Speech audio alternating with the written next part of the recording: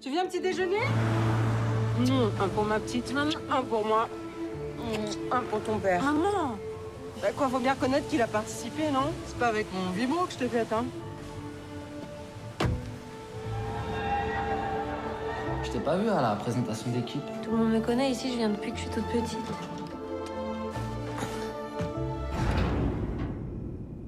Y a quelqu'un?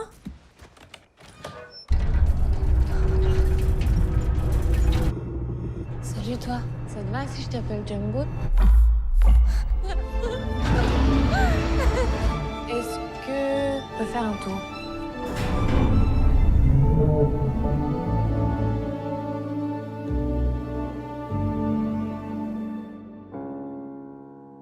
J'aimerais bien te parler de quelqu'un. Il est où? Ici.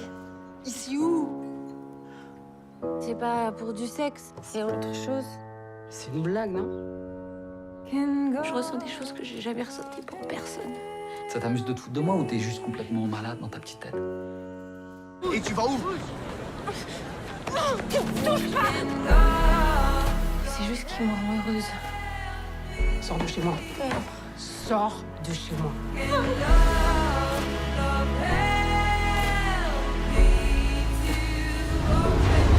C'est son truc. Elle fait de mal à personne, si?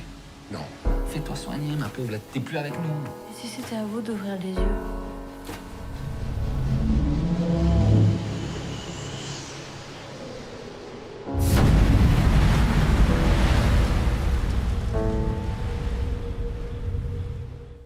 Bonjour mademoiselle Whittock. Bonjour. Bienvenue sur Aix-en-Provence, au Merci. cinéma Renoir. Ouais. Merci de m'accueillir. Très heureuse d'être là. C'est une première, Ouais. c'est un premier film Oui. et nous c'est une première interview Bah, pour voilà. le cinéma aixois. Bienvenue à tous. On est super C'est génial. contents On de commence vous ensemble. recevoir. Ouais. C'est un premier On s'en long rappellera métrage. dans 10 ans. Oui. C'est un premier long métrage, c'est pas le premier film. Oui, c'est le premier long métrage. J'ai fait des courts métrages avant, mais ça c'est mon premier long métrage. Les courts-métrages Silence Ward, pardon. Oui, c'est ça exactement, à demi-mot en français. Et Ceci n'est pas un parapluie, c'était mes deux courts métrages qui ont précédé Jumbo. C'était par rapport à Ceci n'est pas une pipe. Tout à fait, Ouais. tout à fait. Bah, moi je suis belge, alors le surréalisme c'est un peu ancré dans mes racines. J'y échappe pas vraiment quoi. On le retrouve d'ailleurs un peu dans Jumbo, je pense. Pendant les scènes avec toutes les interactions avec Jumbo, au final, qui partent dans le fantasme. Oui, tout à fait. En fait, ouais, il y a énormément de fantastique. J'avais envie d'apporter un peu cet univers coloré au quotidien. Moi, quand je travaille, je me dis que je suis une réalisatrice de fiction, pas de documentaire, donc j'aime bien être réellement dans une interprétation d'une histoire aussi vraie que celle-ci naît et aussi étonnante qu'elle naît, et du coup utiliser cette étrangeté en fait pour l'amener vers le fantastique, vers l'univers du rêve. Et justement vers le surréalisme, c'est-à-dire garder le film entre une forme de réalité qui ancre l'histoire dans son sujet, qui est une histoire vraie, et en même temps se permettre la fantaisie de rêver un petit peu. Ouais. C'est vrai que ce surréalisme, Ouais. donc par rapport à Jumbo, Ouais. qui est un peu l'acteur principal. Tout à fait, l'acteur principal du film. Gros casting, gros casting. Oui, c'est vrai. C'est ça. C'est cet acteur-là qui a déclenché l'idée ou comment ça s'est fait, le casting de Alors, il y a deux choses. L'idée, elle est venue d'un article de journal que j'ai lu sur une femme qui était tombée amoureuse et qui avait épousé la Tour Eiffel. Voilà, Erika Eiffel, exactement. Donc évidemment, ça m'a fait sourire parce que le sujet reste étrange et fait rire au début. Mais en même temps, c'est une histoire qui m'est restée, je pense, des jours et des jours dans la tête. Et j'ai fini par me dire, il faut absolument que je lui parle, je la contacte. Et en fait, quand je l'ai rencontrée, j'ai été très étonnée parce que je me suis retrouvée face à quelqu'un d'assez normal en fait, et de très terre à terre, avec un discours très lucide, alors que je m'attendais à quelqu'un d'étrange, en marge, voire peut-être même un peu folle. Et en fait, le fait d'être tombée à l'opposé de ce que moi j'avais envisagé en termes de clichés de qui elle pouvait être, ça m'a tellement surpris que je pense que c'est là où je me suis dit il y a vraiment un film parce qu'il y a un personnage en fait dans ce film. Et donc ça a été la base du film, la base de l'idée. Et après voilà, je vous disais, je fais de la fiction, pas du documentaire, donc je voulais vraiment avoir la liberté de raconter l'histoire que j'avais envie de raconter. Et donc petit à petit, en fait, le film moi, ce qu'on m'avait appris en école de cinéma, c'est que si on voulait un peu remanier une scène, changer-la de décor et ça peut tout faire. Et donc c'est un peu à partir de cet exercice, je me suis dit, mais tiens, mais si je prends cette même histoire mais que je la change de décor, qu'est-ce qui se passe? Et c'est là que l'univers du parc d'attractions, qui est un univers de l'enfance, qui est justement assez libre, c'est un peu imposé comme l'univers du film. Voilà. Et donc le casting de Jumbo s'est imposé avec. C'était un casting international. C'est vrai. On a vraiment cherché dans le monde entier cette machine. C'était assez colossal parce qu'on savait pas trop par quel bout commencer. Le milieu des forains, c'est un milieu assez fermé, assez mystique. Si on n'est pas dedans, c'est pas facile de pénétrer ce milieu. Et donc au début, on avait trouvé Jumbo aux États-Unis. C'était un petit peu compliqué, mais on a quand même, j'ai des producteurs qui se sont battus, qui y croyaient, qui ont essayé de le faire venir en France, mais c'était trop compliqué. Et donc j'ai un peu déçu, j'étais repartie sur d'autres machines, et puis finalement, en fait, à force d'avoir commencé à rencontrer tout le milieu forain, en fait, un jour, il y a un forain qui nous a appelés, mais vous savez, j'ai appris que vous cherchez un Movie de 24, parce que ça, c'est le nom de la machine. Ah ouais, et en fait, il y en a un, c'est machin qui l'a, propriétaire, vous pouvez le trouver en France. Voilà, enfin, il est en France et dans toute l'Europe, mais comme c'est le même continent, ça facilitait, c'est plus simple. Il était à cet endroit-là, c'est-à-dire un lieu un peu qui est au milieu de la forêt, ou il était Non, c'est du coup, nous, on a tourné en Belgique, dans un parc d'attractions qui s'appelle Plopsaco dans les Ardennes. Moi je suis belge, je viens des Ardennes, donc c'était vraiment un décor que j'avais envie d'exploiter. Et en fait on a fait venir Jumbo. Et le chef décorateur du film a fait un vrai travail d'embellissement pour faire en sorte de donner cette impression qu'il est bel et bien installé dans le parc et qu'il fait partie intégrante du parc. C'est vrai qu'en plus on dirait vraiment qu'il a des bras quoi, avec les sièges. Ouais. Donc il y a vraiment cette idée de protection autour de Jeanne. Oui, de main, exactement. En fait, dans le casting de Jumbo, justement, ce qui était difficile, c'était de se dire, on voulait quelque chose de grandiose, d'impressionnant, de beau, de poétique, et en même temps, on voulait quelque chose qui puisse être à l'échelle humaine, et de trouver le juste milieu, c'était pas facile. Souvent, on avait des machines qui pouvaient faire 40 mètres de haut, et donc filmer ces machines, c'était pas si facile avec une petite, même si elle n'est pas si petite que ça, Noémie Merlan, mais quand même. Et donc en fait quand j'étais tombée sur le Movie de 24, Jumbo, c'est pour ça que j'avais eu un coup de cœur parce qu'il y avait vraiment cette impression de main et puis il avait pas mal de mobilité dans la manière dont il bouge, il fait 9 mètres, 15 tonnes, donc c'est déjà assez impressionnant mais c'est pas non plus c'est pas non plus tout petit, c'est pas vertigineux. Il avait ce bon entre-deux.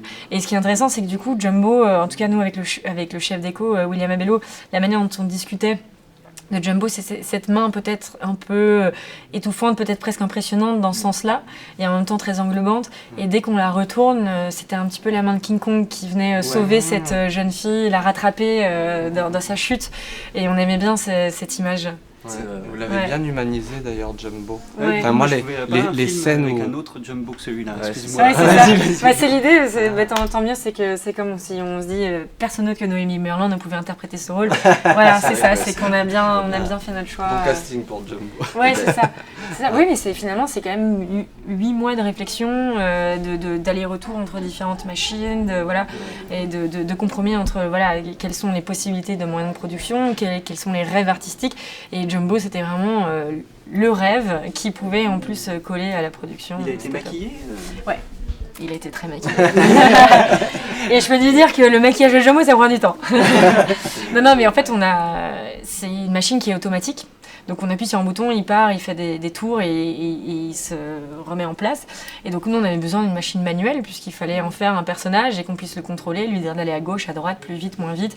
Donc en fait on a dû le rendre complètement manuel. Donc on a changé tout le système électrique intérieur de la machine. On a changé les 3000 ampoules pour pouvoir contrôler le code couleur de la machine. On lui a réinventé, dans le film on voit beaucoup le cœur de Jumbo, qui est un cœur lumineux qui a été créé aussi pour le film.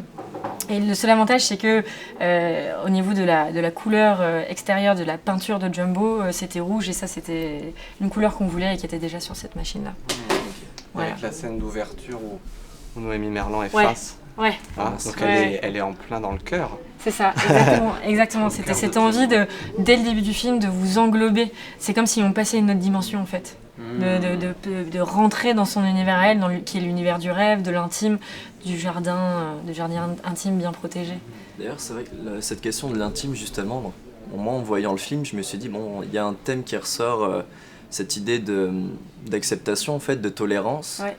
Et j'ai pensé, d'ailleurs, c'est Étienne qui en parlait, au début du film, la mère, elle lui dit, moi, on comprend qu'elle utilise un vibromasseur, et en soi, il n'y a pas vraiment de différence entre le jumbo de Jeanne et le vibromasseur de la mère. Je me dis, c'est juste une question d'échelle, et donc justement, d'intimité aussi, parce que comme c'est...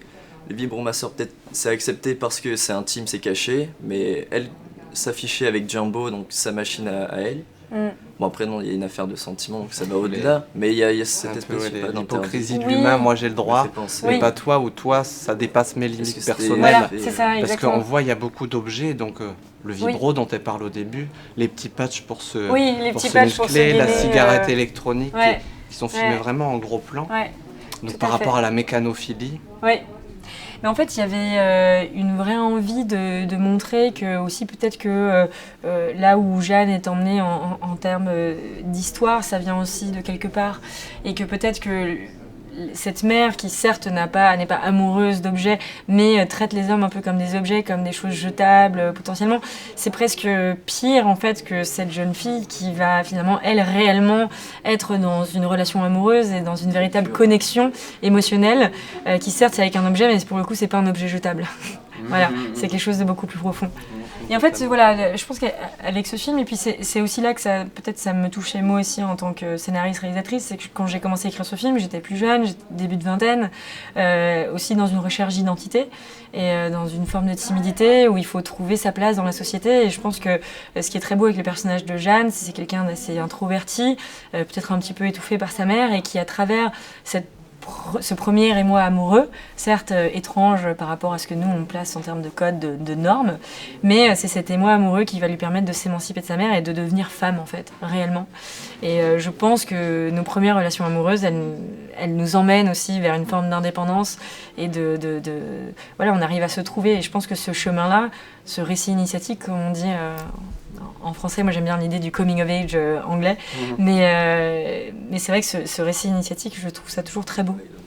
Quel âge elle a, Jeanne, dans le film à peu près? Mais en fait, il y a une envie de pas être de pas l'ancrer dans un certain âge. On sent qu'elle est à la fois très jeune, enfant, et en même temps peut-être jeune femme, jeune adulte qui devient femme. Et ce qui est intéressant, c'est qu'en fait, je pense qu'on a d'autant plus de mal à placer son âge qu'elle a un rapport à son corps très différent de la moyenne. Son corps, qui est pourtant un corps de femme, voilà, très pulpeux, etc., elle le traite comme un corps d'enfant. Elle n'a pas ce rapport à la sexualité au début avec ce corps, donc elle a une sorte d'aisance totale avec son corps, surtout dans son intimité. Et par contre, une extrême gênance quand elle est en public. Et donc, il y avait cette envie d'entre-deux, de contraste et de contradiction, en fait, que j'avais envie de garder. Et on n'en parle jamais vraiment, mais tout le monde me pose la question. En fait, quel âge est là? Je me demandais comment vous positionnez par rapport à la machine, du rapport de l'homme à la machine. La machine a ses limites. Oui. Ouais. Bah, alors moi forcément, si vous me demandez personnellement, bien sûr je trouve que la machine a ses limites et qu'on a besoin de ces rapports humains, enfin il n'y a rien de... Voilà. Mais ça c'est ma perception. Et en fait ce que je trouvais assez beau dans ce personnage, c'est que c'est quelqu'un qui n'est pas en train d'essayer d'imposer aux autres une manière de voir les choses, une manière de vivre ses relations amoureuses. En fait elle veut juste se dire que faute d'être dans cette capacité de communiquer avec d'autres êtres humains de manière très simple, en fait elle va se retrouver avec cette machine, mais finalement c'est quelque chose de très intérieur qui est de l'ordre de son parcours personnel, de son parcours très intime.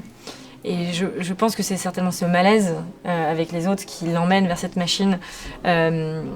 Mais c'est sûr qu'il y a quelque chose d'un peu doux amer, parce que en fonction du point de vue qu'on choisit de positionner sur cette relation, soit c'est une fin très très heureuse, soit c'est peut-être un peu doux amer, un peu triste.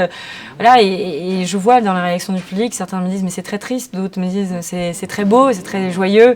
Moi je pense qu'il y a quelque chose de positif, et ce qui est intéressant c'est qu'est-ce qu'elle a gagné ce personnage à travers cette histoire et cette relation amoureuse. Après il faut voir le film, et le film pose vraiment la question du point de vue et du curseur de la normalité, c'est-à-dire que quand on parle de folie, finalement c'est une question de point de vue. Souvent les gens qu'on considère fous, si on se mettait à leur point de vue? Est-ce que vraiment eux ont cette conscience de je suis fou? Et donc je pense que cette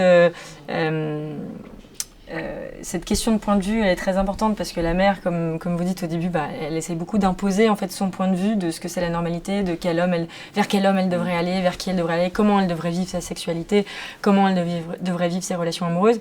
Et en fait, on est face à un personnage qui finalement, sous des airs un peu timides et fragiles, est quelqu'un d'extrêmement fort et puissant et courageux qui va oser s'opposer à la vision de sa mère. Donc je pense, et à la vision de la normalité et du quotidien de sa mère. J'avais envie de mettre beaucoup d'humanité dans ce film par rapport à justement mon parcours face à ce sujet qui est l'objectophilie, voilà, qui finalement est le sujet de base, mais le film est beaucoup plus large parce que ce que j'avais envie de mettre dans ce film, c'est un parcours humain et une relation finalement très humaine de quelqu'un qu'on pourrait assimiler à une bête de foire et qui en fait n'est qu'une femme comme une autre qui se cherche.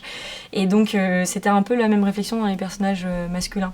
C'est-à-dire que je voulais jamais aller vers des personnages clichés qui soient forcément le méchant ou la gentille, et je voulais montrer qu'on est tous en fait de paradoxes, c'est-à-dire d'étrangeté, de normalité, d'une part de méchanceté, une part de gentillesse, et je pense que c'est cette véritable volonté de nuance qui apporte énormément d'humanité dans le film. Et pourquoi Jumbo? C'est bête de foire? Alors Jumbo, c'est marrant, c'est très personnel, hein, c'est vraiment... Je savais que je voulais que le personnage lui donne un surnom, et je savais pas trop vers quel surnom aller. Et en fait, moi, j'ai grandi en Afrique, et dans l'Afrique centrale, on dit Jumbo Bwana pour dire welcome, bienvenue. Et donc, en fait, c'est toujours quelque chose, Jumbo Bwana, Jumbo, que j'avais en moi, et du coup, voilà, Jumbo. Ouais, c'est ça, vous avez traité avec beaucoup de tendresse, mais en même temps, vision de l'humanité un peu sombre. Quand on est en bande, on est méchant, on est bête, comme la bande de jeunes. Ouais, je pense que je voulais contraster le micro contre le macro, c'est-à-dire un avis noir et blanc est très vite donné quand on est sur une échelle macro, et en fait dès qu'on rentre à une échelle plus humaine, plus petite, plus intime, on rentre dans beaucoup plus de nuances, beaucoup plus de gris qui permet beaucoup plus d'humanité aussi. Donc voilà, exactement. Et je pense qu'en ce moment c'est important de se poser cette question et cette réflexion autour de la manière dont on approche les autres. C'est vrai que le message du film, c'est un peu, ceux qui rejettent au final ce qu'ils ne connaissent pas, donc la différence, c'est aussi admettre qui ne connaissent, qui n'ont pas la connaissance justement, et je sais pas, c'est un peu ce message du film. Complètement, oui, une sorte d'ode à la différence et à la tolérance. Mais ce qui était important aussi pour moi, c'était que les gens sentent qu'ils aient aussi, par exemple, le droit d'être gênés par rapport à un sujet comme celui-là. Pour moi, c'est aussi une forme de tolérance. C'est-à-dire qu'il y a de l'humour dans le film qui va avec le sujet, et c'était très important pour moi que les gens puissent rigoler avec le film, pas évidemment contre le film, mais avec le film, parce que c'était une manière de dire oui, on sait que c'est étrange, oui, on sait que ce n'est pas la normalité, mais c'est ok aussi de regarder ce qui est étrange sans forcément se dire qu'on doit l'accepter ou ne pas l'accepter, mais juste tendre un petit peu la main en disant bon ben voilà, vous voulez, c'est étrange, vous en rigolez, vous avez le droit d'en rigoler, parce que je pense que dire aux gens oui, c'est étrange, mais vous devez l'accepter et c'est comme ça, c'est aussi le mauvais combat. Donc dire oui, c'est étrange, vous rigolez, très bien, moi aussi j'ai rigolé quand j'ai entendu pour la première fois parler de ce film, mais en même temps, quand on va un peu plus loin et qu'on continue et qu'on passe du temps avec ce sujet, il y a une vraie psychologie derrière et une vraie humanité à aller trouver. Donc le film va chercher ces différentes tonalités. Moi j'ai une petite question, j'ai pas réussi à savoir vraiment si Jumbo était vivant ou si en fait c'était justement tous ces sentiments enfouis en elle, donc un amour qu'elle recherche chez sa mère, chez le père qu'elle n'a pas eu. Est-ce qu'elle n'avait pas projeté sur un objet qui est justement grand, c'est du métal, c'est fort, c'est protecteur, parce qu'à un moment elle va même se protéger de ses poursuivants au centre du Jumbo. Est-ce que c'était pas c'est le reflet de ses sentiments, et donc elle a tout mis là-dessus? En fait, j'ai envie de dire, je te laisse, voilà, exactement, je te laisse Je te laisse le choix d'aller dans un sens ou dans un autre. Je pense que justement le film joue sur cette ambiguïté et j'ai pas envie de donner la réponse, ce serait dommage. Est-ce qu'il y en a vraiment une? Ben voilà, pour moi c'est le pouvoir de la croyance. Hein. C'est ça, c'est-à-dire que à partir du moment où on croit à quelque chose, et que ce soit vrai ou pas, peu importe, c'est vrai pour la personne qui le vit. Je pense que ce film, c'est un film qui s'expérimente de manière très sensorielle. Et en fait, la réflexion, elle vient après. Donc en fait, pendant le film, c'est juste une histoire d'amour, où on cherche à avoir des sentiments, des émotions, qu'on soit heureux, triste, amusé. Voilà, en fait, l'idée, c'est juste de le vivre avec beaucoup d'émotions et de laisser la réflexion pour après. C'est pour ça qu'on n'a pas cherché à en faire une étude psychologique ou psychiatrique. On est vraiment dans l'intimité de la relation mère-fille. On est dans cette histoire d'amour femme-machine. Et après, le reste, la réflexion, le débat, il arrive après. Il ne doit pas venir pendant le film, je pense. D'ailleurs, on ne sait pas trop où ça se passe, le film. Non, c'est une volonté. Je voulais aucun. Voilà, on est un peu dans les années 80, mais en même temps, il y a les téléphones portables. Voilà, il y a les Ardennes. Mais c'était l'idée de l'isoler dans une sorte d'espace-temps un peu... Voilà, de nouveau, pour rester en dehors de toute réflexion intellectuelle et d'être vraiment dans le concret de l'émotion. Dans le sensitif. Voilà, c'est ça. En fait, on isole complètement ces personnages de l'espace-temps pour pouvoir rester sur quelque chose de très, très personnel. Et puis moi, j'ai grandi, je suis fille diplomate, du coup, j'ai grandi aux quatre coins du monde et je suis pas ancrée dans une culture particulière. Et c'est vrai que, bon, voilà, c'est... Oui, un peu, voilà, ça fait toujours un peu prétentieux de dire ça, mais c'est vraiment ça. Je suis belge, mais voilà, j'ai été dans des lycées français à l'étranger, donc je suis pas ancrée ni en France, ni aux États-Unis, ni en Afrique, ni en Australie, qui sont un peu tous les pays que j'ai fait, ou les continents que j'ai fait. Donc voilà, un peu, c'est difficile pour moi de faire un film français ou américain ou belge à 100%, donc il y a 1000 influences de... Enfin, je trouve un peu ce côté non-genré du film dans la mesure où ça mélange tellement de genres, on ne peut pas en définir. Exactement, mais c'était l'envie parce que je trouve que voilà, c'est aussi une manière de...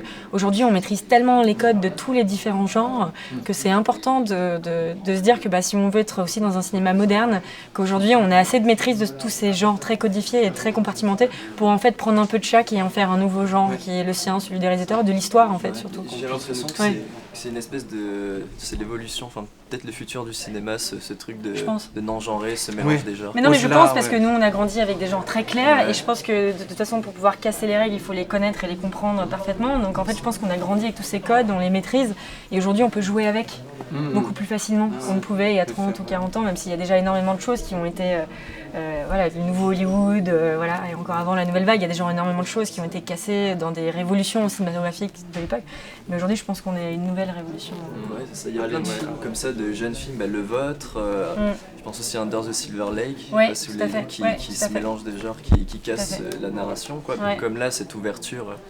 Et ce que j'ai trouvé pas mal, ça c'est mes goûts, mais j'aime bien.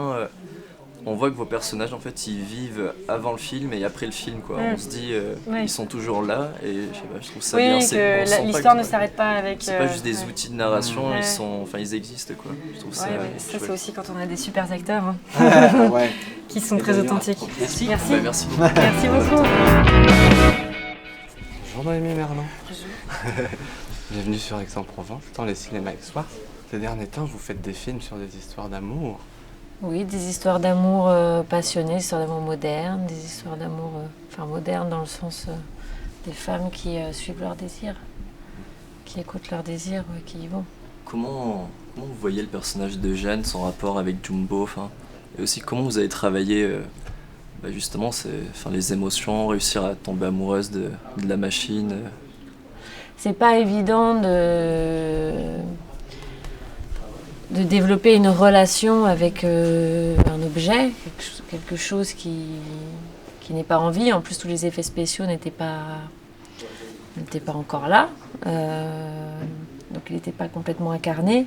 Il y a énormément de choses à dire, donc j'essaye de réfléchir par où commencer.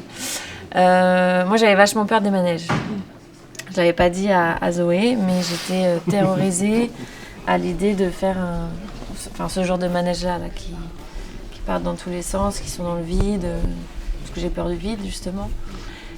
Et en fait, j'avais du coup développé une espèce de dialogue avec Jumbo en lui demandant que tout se passe bien. Et cette peur-là, je m'en suis servie quand je suis montée sur Jumbo. C'est un peu la première fois qu'on démarre une histoire d'amour, on est toujours un peu terrorisé et j'utilisais ces émotions-là. Une fois que je suis montée sur Jumbo, que j'ai fait ce premier tour, je me suis persuadée d'être le personnage et je croyais au fait que, comme Jeanne, j'aimais ça. Et c'est là aussi qu'on voit le pouvoir de la croyance, le film parle de ça aussi. Du coup, je me suis complètement laissée aller et c'était comme un complet vertige, orgasme, de lâcher prise en fait. C'est ça en fait, ça fait énormément de bien de lâcher prise. Moi, ça m'a fait un bien fou. Et après, j'étais en dialogue toujours avec Jumbo, en le remerciant de m'avoir fait vivre ça, de m'avoir protégée, de m'avoir... Et je pense qu'on a tous parfois comme ça des dialogues avec nous-mêmes en fait. C'est des dialogues avec nous-mêmes. Donc pour moi, Jumbo, c'est aussi un miroir de Jeanne. Elle a du mal à parler, à avoir des relations avec les gens, avec sa mère qui est très possessive, très fusionnelle, très toxique. Elle a du mal à gérer le désir des hommes, ce que les gens projettent sur elle. Elle est très introvertie et avec Jumbo, elle peut être elle-même. Elle a peur de rien parce qu'il est neutre et du coup, elle est beaucoup plus large, beaucoup plus ouverte, beaucoup plus en vie, beaucoup plus elle-même. Et du coup, j'ai travaillé sur des choses concrètes. De différentes postures, de différentes manières de parler, regarder. Aussi, on se nourrit de nos propres histoires d'amour. Donc, le cheminement, en fait, je pars de là parce que c'est une vraie histoire d'amour avec Jumbo. Donc, j'essayais d'être le plus sincère, concrète possible. Et c'était plus simple, justement, de baisser sa garde en tant qu'actrice pour envoyer des sentiments vers Jumbo, parce que c'était une machine ou... Je sais pas, je me dis... Si vous aviez été en face d'une femme ou un homme ou... Ah bah oui, moi je pense que il y a beaucoup de ça. C'est plus simple parce que neutre et en fait Jeanne est beaucoup plus sereine face à Jumbo. Parce qu'elle est face à elle-même, elle est en sécurité. Et après, dans le jeu, par contre, c'est quand même plus compliqué malgré tout. Il y a un chemin à faire qui est plus délicat parce que c'est pas un chemin qu'on a l'habitude de prendre, surtout en tant qu'acteur, en fait, de vraiment que s'appuyer sur un dialogue avec soi-même et avec l'atmosphère. L'atmosphère dans le sens, cette machine, cette matière, les odeurs, d'aller chercher d'autres choses, en fait. Et lui, il a changé. Enfin, vous avez eu l'impression que, au fur et à mesure des scènes qui passaient, il changeait. Vous retrouviez oui, au début c'était mon ennemi, à la fin c'était mon grand ami. Parce qu'avec lui, j'avais dépassé quelque chose. Ouais. En fait, j'avais un peu peur de tout avant. Et avec Jumbo, j'ai moins peur de beaucoup de choses. Donc déjà, moi, il s'est passé un vrai truc. Donc j'avais une vraie relation avec lui par rapport à ça. J'allais vous demander, c'est ça, dans le personnage, il y a différentes manières de jouer. Il y en a qui arrivent à couper, dès qu'on dit couper, ils sortent, ils reviennent à la réalité. Ou est-ce que vous êtes... Moi, pas trop. Vous restez dans le personnage? Comment dire, ça dépasse, ça déborde toujours un peu et ça se... Non, je suis toujours un peu... Ouais. Qu'est-ce que vous avez gardé de Jeanne à la suite? De Jeanne, alors j'avais quand même pour moi un peu de Jeanne à certains endroits. Mais bon, je pense qu'on a tous plus ou moins un peu de Jeanne en nous. Un côté que j'avais un peu plus de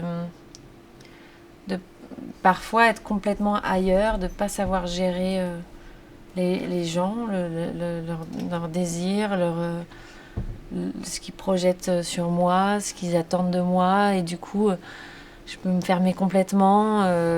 J'ai un peu il y avait des choses que je pouvais comprendre, en tout cas que je pouvais saisir. Enfin, moi qui me parlais. Et ce côté très dans son monde, à parler avec elle-même, avec cette machine. Il y avait des choses, moi, qui me touchent et qui me parlent. Et qui restent, moi, qui sont restées, mais qui étaient déjà un peu là avant. Enfin, moi, ce que j'ai dépassé, c'est ça, c'est dépasser les manèges, quoi. Maintenant, j'aime les manèges. C'est bien quelque chose. Qu'est-ce qui vous a décidé d'y aller, sachant qu'en plus, vous aviez plutôt peur de... Ah, moi, quand j'ai peur d'un truc, en général, j'y vais. Je sais que de rester je sais pas, de stagner, de rester bloqué, c'est là où je suis finie. Je suis finie dans le sens où il faut être en mouvement, il faut aller vers si j'avais peur de ce personnage, autant qu'il me faisait envie, c'est qu'il y avait un truc, quoi. Mais par contre, je voyais l'importance de ce film, de ce rôle, où il amenait en fait la réflexion, l'émotion qu'il amenait, il était essentiel pour moi, il est important. Et puis il est unique, ce film, je trouve, il est unique, il est singulier. Vous aviez peur de travailler avec Emmanuel Berco, En fait, je l'avais rencontré au casting et j'avais trouvé tellement cool que j'avais pas peur après.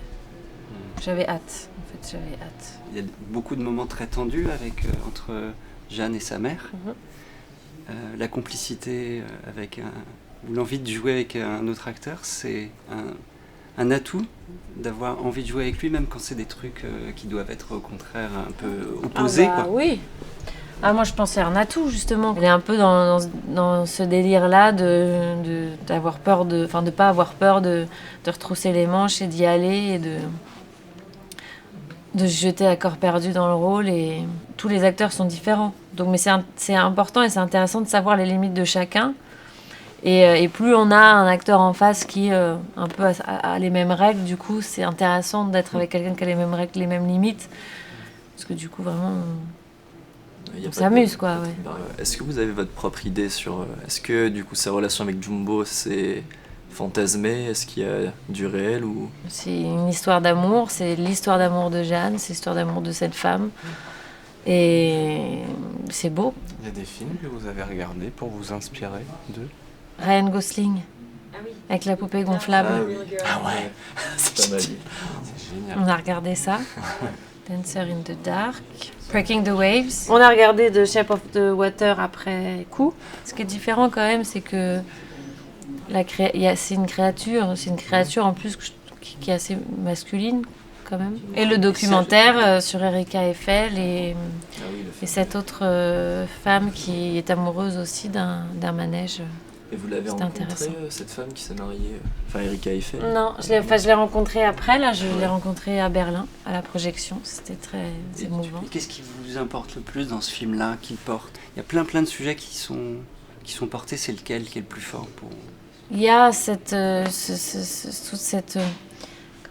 chemin, faire accepter à sa mère qu'elle est différente, en tout cas différente de ce que sa mère attendait d'elle. Parce qu'elle a une histoire d'amour hors norme,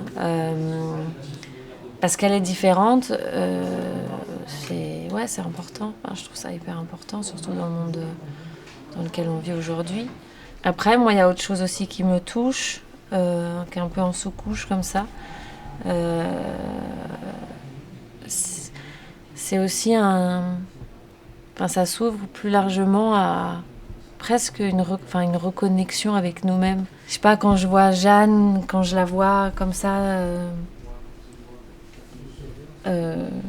s'écouter, écouter ses désirs qui sont différents, qui sont très personnels, très intimes, Moi, ça m'a reconnectée à certains endroits avec moi-même, parce qu'elle a aussi un fort dialogue avec elle-même, du coup, et je trouve ça très beau. C'est pour ça qu'elle arrive à assez rapidement aller en parler à sa mère et lui en parler de manière... essayer de l'amener sur cette compréhension-là, mais de manière émotionnelle, quoi. C'est important ce chemin-là? Ouais. En tout cas, le cinéma de l'émotion, je trouve qu'il est important parce qu'il y a des choses qui parfois sont difficiles à comprendre peut-être. Et parfois, par les émotions, quand on reconnecte, on arrive à comprendre beaucoup de choses. Du coup, est-ce qu'il faut passer par une phase de solitude pour... Je pense, ouais. Une phase de solitude, une phase de cinéma aussi. C'est une espèce de cadeau comme premier rôle dans un long métrage. C'est vrai, c'est un très beau rôle que Zoé a écrit. Et c'est un cadeau quand on commence une carrière que de s'ouvrir avec ce genre de rôle. Et sur le plateau, vous étiez proches ou toutes les deux pour vraiment vous donner plus de directives, où il y avait une marge quand même de liberté, d'interprétation? C'était un mélange des deux. En fait, on avait quand même pas mal bossé avant le tournage en répétition. On avait commencé à chercher plein de choses ensemble. Parfois, on était en recherche, donc on allait essayer différentes choses. Où Zoé avait une idée précise, et puis moi, j'avais envie d'essayer autre chose. Et puis, Donc il y avait un vrai dialogue. Et puis parfois c'est Emmanuel qui amenait ailleurs. Enfin, il y avait vraiment un truc entre nous trois qui... confiance. Ouais. Merci. Merci à vous.